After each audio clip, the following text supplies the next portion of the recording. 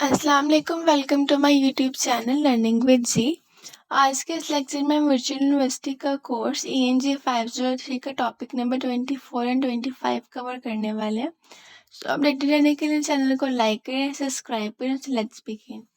Topic number 27 को देखें तो यहाँ पे बात की गई introduction to world English.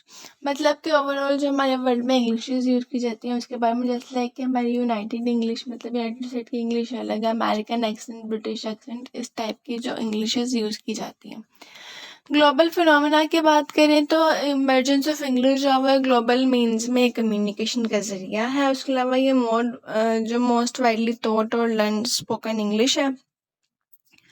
Statics की अगर इसकी फर्दर यहाँ पे बात की जाए तो 300 मिलियन जो यूजर्स का एज अ फर्स्ट लैंग्वेज और 700 million as a second language के तौर पर इसको यूज़ करते हैं।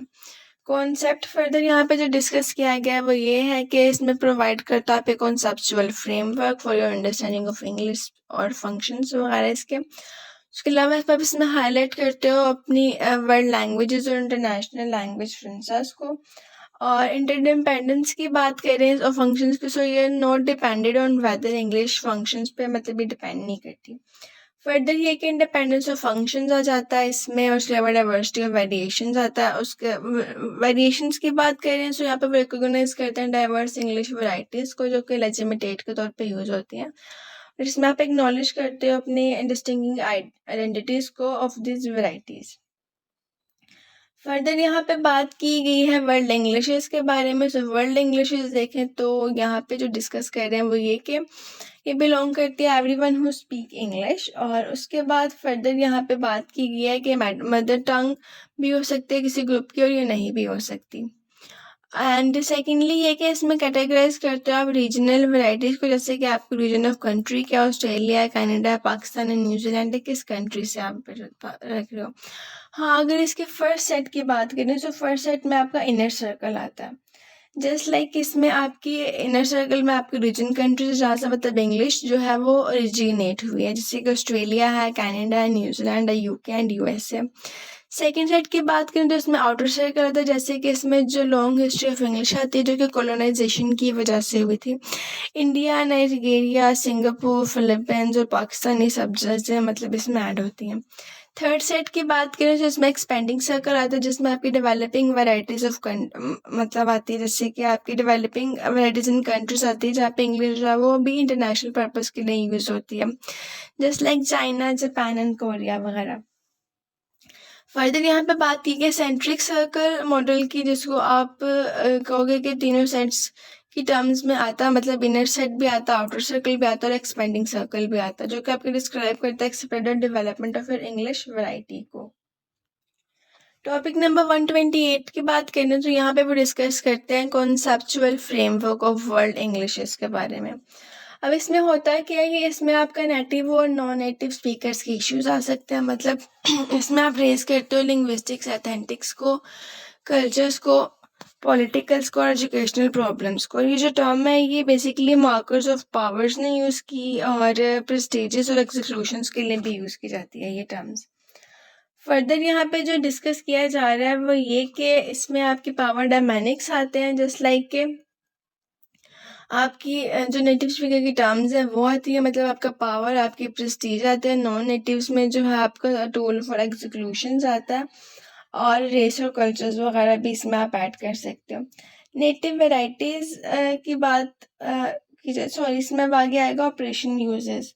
सो ऑपरेशन यूजेस में क्या होता है आपके पास कि इसमें आपके नेटिव और नॉन नेटिव दोनों ऑपरेशनल कॉम्प्रोमाइजिंग जो आपके कंपेयरिंग लर्नर्स हैं वो स्पेसिफिक लैंग्वेज में यूज़ करते हैं। उसके अलावा वेरिएशंस ऑफ लैंग्वेज में आपके नेटिव्स वैरायटी जैसे कि ब्रिटिश इंग्लिश, अमेरिकन एक्सेंट है, ये आते हैं। जो नॉन वैरायटी है उसमें इंडियन इंग्लिश, बर्नीज इंग्लिश और सिंगापुरियन इंग्लिश वगैरह आती है। ऑनरशिप ऑफ इंग्लिश जो है वो विडो सन्स की बात करें तो यहाँ पे वो इंग्लिश जो है वो बेसिकली एक प्राइवेट प्रॉपर्टी नहीं है किसी भी एक नेशन की। और नेल्सन कहते हैं कि उन्होंने क्लेम किया कि ऑनरशिप ऑफ इंग्लिश जो है प्रैग्मेटिकली अनसाउंड है।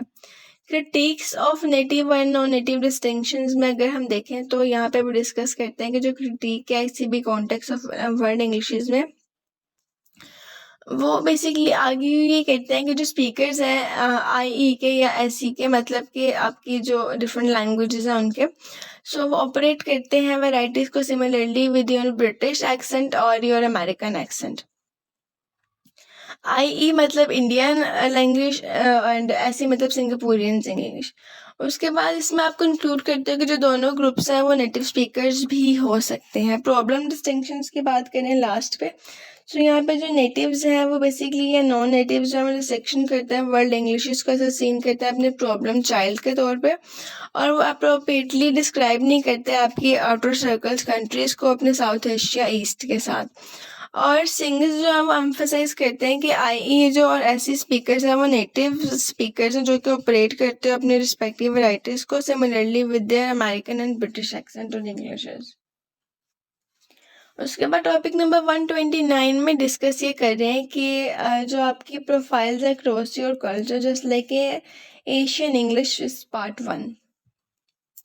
अब यहाँ पे आता है आपका पहला पॉइंट के इंक्लूजन ऑफ एशियन इंग्लिशेस आता है, जैसे कि आप इसमें इनकम्पस करते हो साउथ एशियन इंग्लिश को, जैसे बांग्लादेश या इंडिया, नेपाल, पाकिस्तान, श्रीलंका, और उसके अलावा अगर साउथ एशियन इंग्लिशेस और भी बात करें तो इसमें Indonesia, Malaysia, Philippine, Singapore, Thailand वगैरह आ सकता है।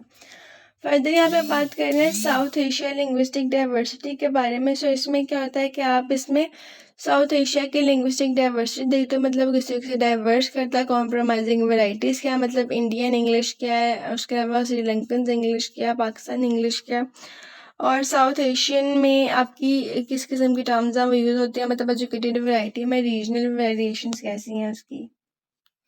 फर्दर यहाँ पे बात की गई है status of south Asian English के, मतलब इसमें जो इंग्लिश है वो इनिशियली रिमेन एक फॉरेन लैंग्वेज के तौर पे यूज़ की गई थी इंडियन पोस्ट इंडिपेंडेंस में। ऑफिशियली लैंग्वेज अगर आप इसे कहो तो वो 1967 में बनाई गई थी, और उसके अलावा इंग्लिश जो है वो को इक्वल लैंग्वेज थी विद योर हिंदी और for the official purposes. Contemporary Pakistan में इंग्लिश को मेंटेन किया गया एक सेंटर पोजीशन के तौर पर। उसके बाद value of English in south Asia की बात कर लें, सो इंग्लिश प्रोवाइड करती है एक neutralization in your multilingual context, signify करते हैं वेरियस आइडेंटिटीज़ को, जैसे कि आपके रीजन्स है, कास्ट, एजुकेशन है। उसके बाद इंग्लिशलाइजेशंस की बात करें साउथ एशियन लैंग्वेजेस में, सो इसमें इन्वॉल्व होता है आपका lexical innovations, grammatical influences. Lexical innovations की बात करें तो इसमें क्या होता है कि आपकी इंट्रोवर्जन्स फ्रॉम योर कॉन्टैक्ट लैंग्वेज आती हैं, जैसे कि आपका इसमें लॉन वर्ड्स आ सकते हैं, जैसे loan shift, hybridizations, parallel lexical sets आ सकते हैं। मोटिवेशंस में सोशल और कल्चरल कॉन्टेक्स्ट आता है, मतलब इसका evident in your preferences language, मतलब इंग्लिश टर्म्स में जो एजुकेटेड नेटिव स्पीकर्स हैं उनके बारे में बात की गई है। ग्रामेटिकल इन्फ्लुएंसेस आ सकते हैं, जैसे कि आप इसमें इंक्रीज आ सकता है आपका use of impersonal constructions, passive constructions with your agents, जो कि वैरी करती हैं आपकी ऑर्डर पे, जैसे कि SVO आपका सब्जेक्ट वर्ब ऑब्जेक्ट पे, आपका stylistic effects in your Hindi और Urdu language. Code mixing variety की बात करें तो कॉर्ड मिक्सिंग हाईली डायनामिक होती है, क्रिएटिव होती है, जो कि सीन करते हो आप ऑडियो विजुअल मीडिया के तौर पे। यूनिवर्सिटी कैंपसेस और प्रोफेशनल कॉन्टेक्स्ट वगैरह भी इसमें ऐड होते हैं। टॉपिक नंबर 130 पे आ जाए, तो यहाँ पे बात कर रहे हैं profiles across culture Asian English part 2।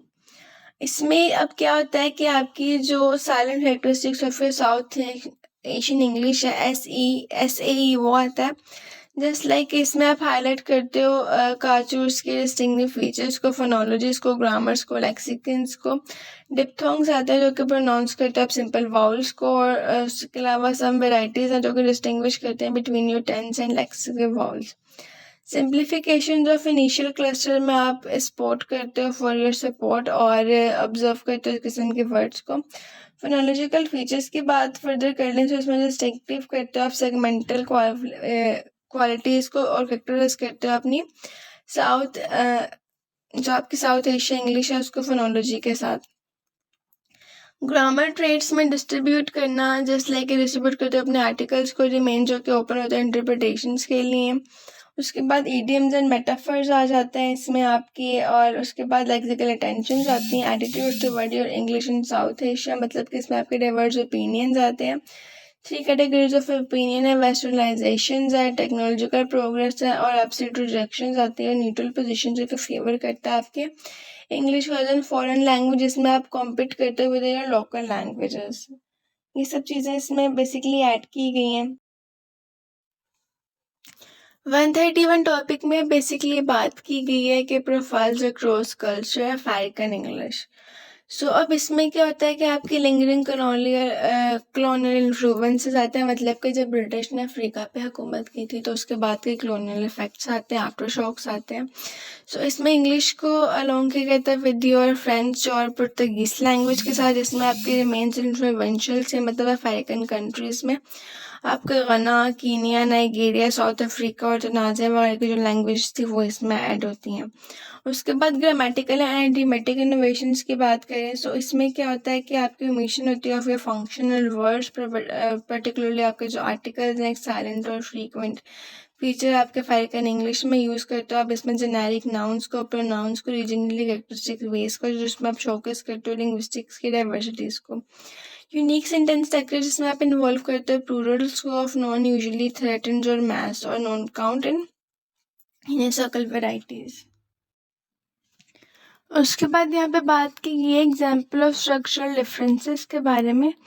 तो अब इसमें क्या होता है कि जो आपका इंस्टेंस है जिसमें आप इंक्लूड करते हो अपने phrases like all my furniture and properties वगैरह, जो इसमें आपके नॉइज़ और लाफ्टर टाइप की एग्जांपल्स आ सकती हैं। वो कांबा की बात करें तो उसके एट्रीब्यूट्स में इस किस्म के डिफरेंसेस आते हैं जो कि इन्फ्लुएंस करते हैं आपकी फर्स्ट लैंग्वेज को और सेमेंटिक इनकन्सिस्टेंसी ऑफ लैंग्वेजेस को। क्वाइनेज एंड डाइवर्शनल मॉर्फोलॉजीज में आता है आपका अफ्रीकनाइजेशन ऑफ इंग्लिश, लाइक इसमें आप इन्वॉल्व करते हो अपनी रिच डाइवर्शनल मॉर्फोलॉजिकल एग्जांपल्स जो कि एग्जाम्पलीफाइड करते हो आपके जैसे कि टर्म्स हैं फेस करना किसी भी हार्ड कैप को और उसके अलावा हार्डशिप्स वगैरह को।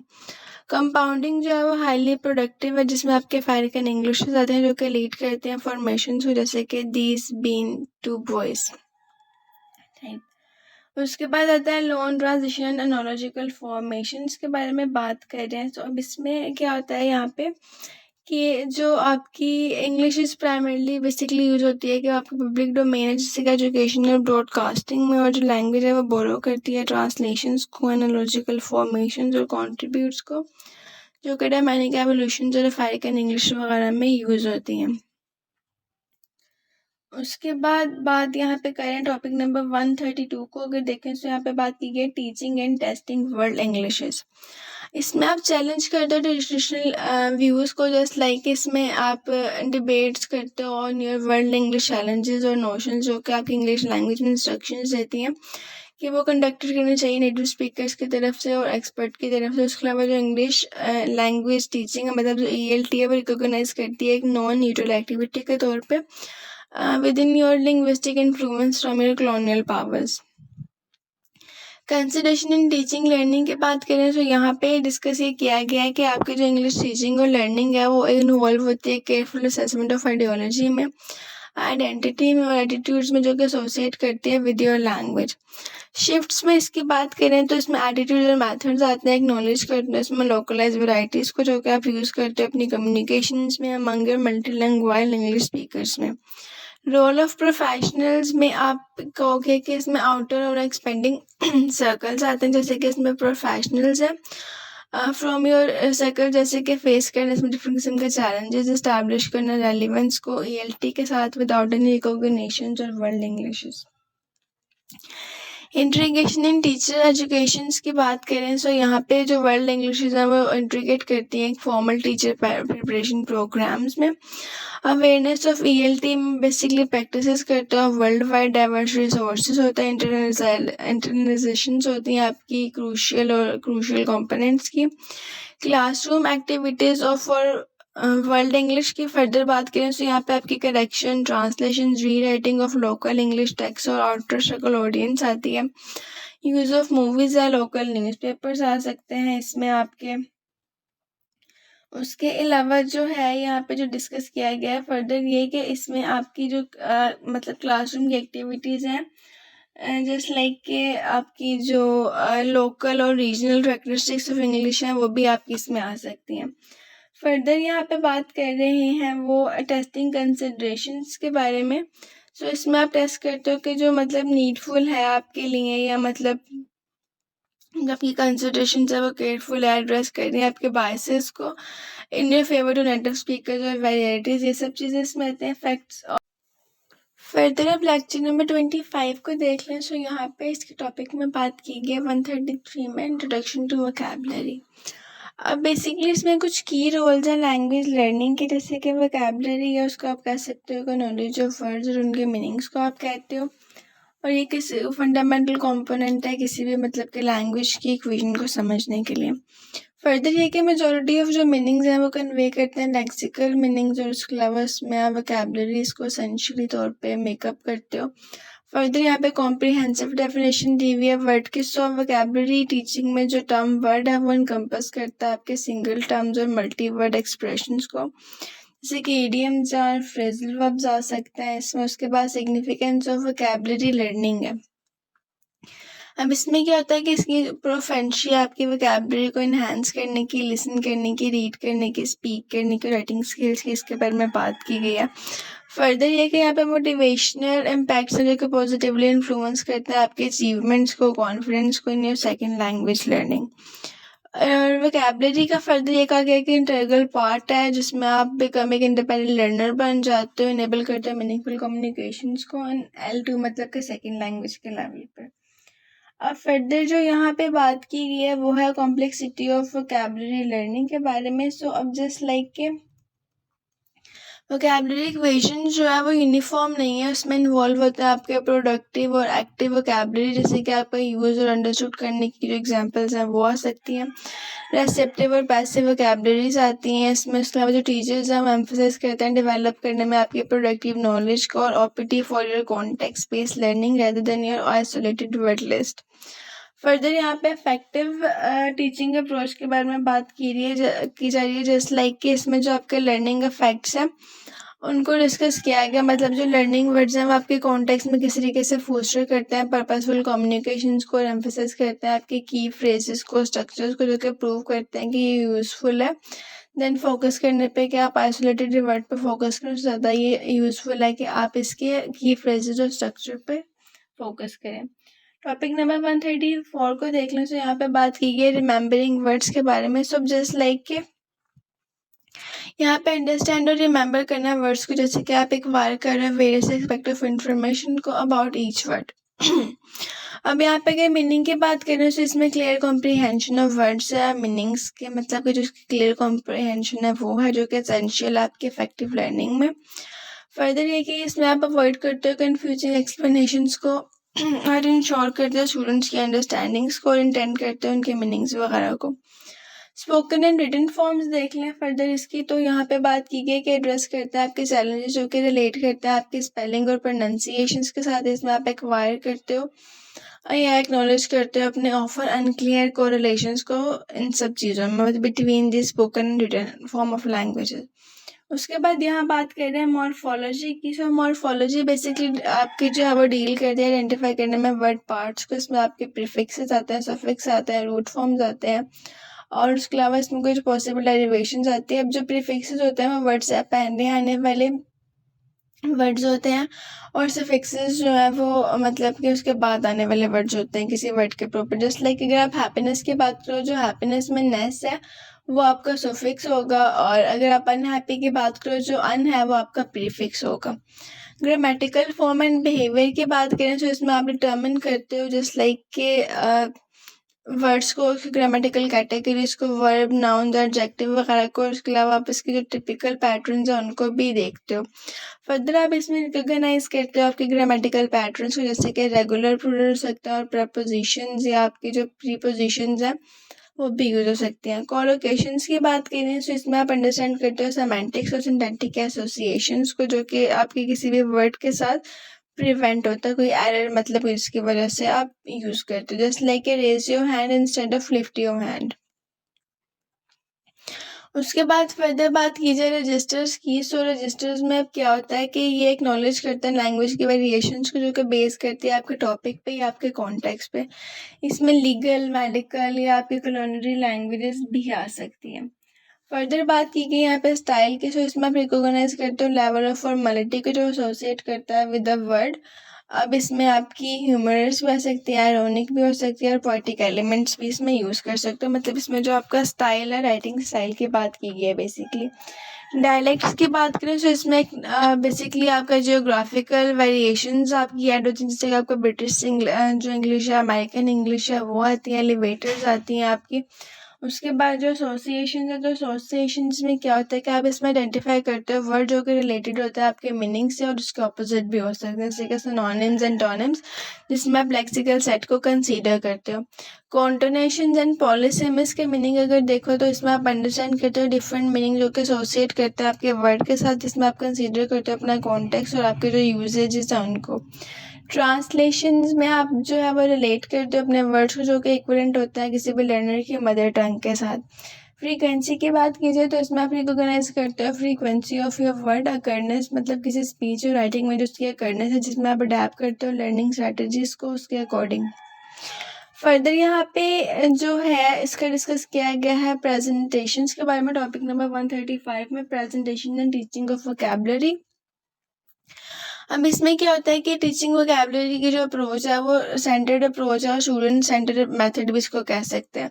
ट्रेडिशनल अप्रोचेज एंड टेक्निक्स की बात करें तो यहाँ पे विजुअल टेक्निक्स की बात कर रहे हैं, जस्ट लाइक के जो आपकी अफेक्टिव है किसी भी एलिमेंट्री लेवल वोकैबुलरी टीचिंग में वो। उसके अलावा आप इसे एस्टैब्लिश करते हो connection between your words and meanings और यूटिलाइज करते हो आप इसमें क्लासरूम के ऑब्जेक्ट्स को, माइम्स को, जेस्चर्स, एक्शन, फेशियल एक्सप्रेशन, और इसमें आप क्रिएट करते हो एक डायरेक्ट और memorable impression on the class. Verbal techniques की बात करें तो इसमें प्रेजेंट करते हो एग्जाम्पल जो कि इलिस्ट्रेट करती है आपके वर्ड के मीनिंग्स को, specially from your subordinates. Further इसमें आप यूज़ करते हो सिचुएशनल कॉन्टेक्स्ट, जिसमें आप एक्सप्लेन करते हो एब्स्ट्रैक्ट कॉन्सेप्ट्स को, प्रोवाइड करते हो क्लियर डेफिनेशन एंड उसके अलावा उसके चेकिंग को अंडरस्टैंड करना और उसके लर्नर डिक्शनरीज वगैरह देखना। उसके अलावा इसमें आप इंगेज करते हो स्टूडेंट्स को विद द क्वेश्चन जो कि असेस करते हैं आपकी कॉम्प्रीहेंशंस में।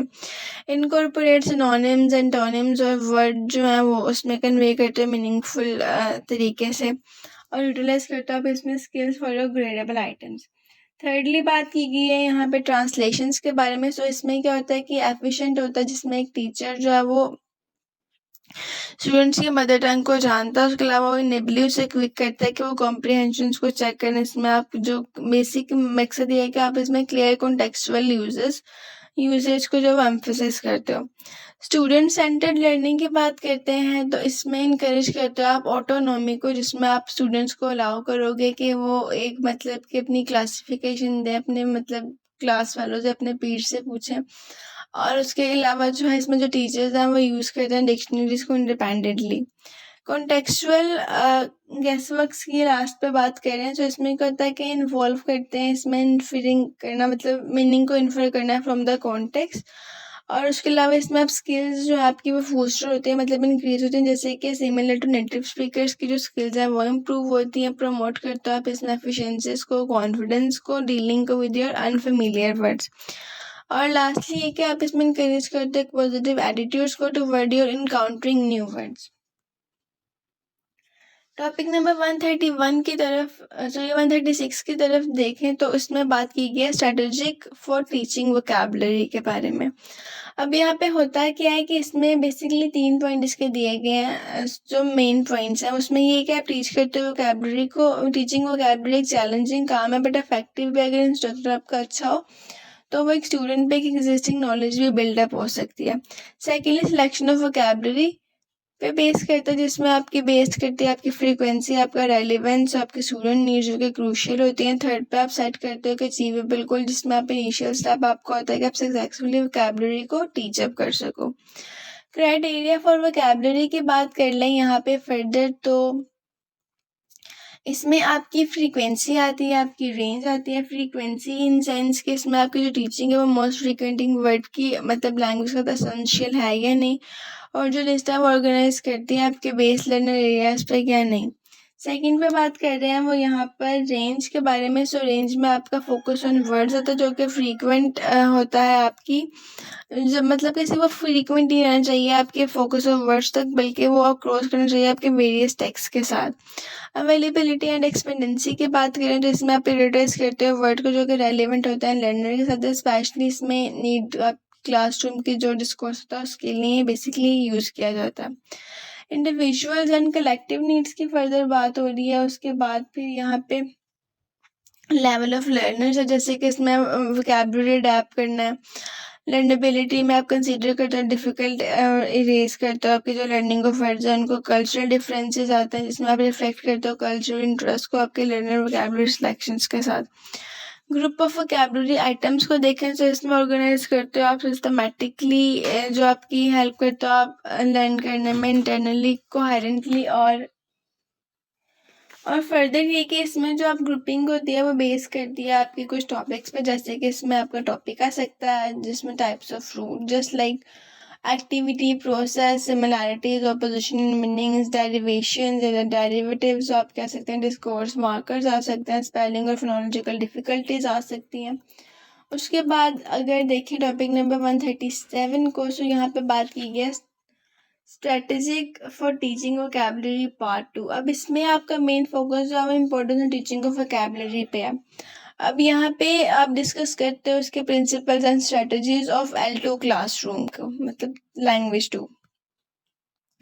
First of all focus on vocabulary, जिसमें आप लर्न करते हो एक लैंग्वेज को मतलब किस तरीके से इन्वॉल्व करते हैं आपकी ग्रामर और वोकैबुलरी के अंदर।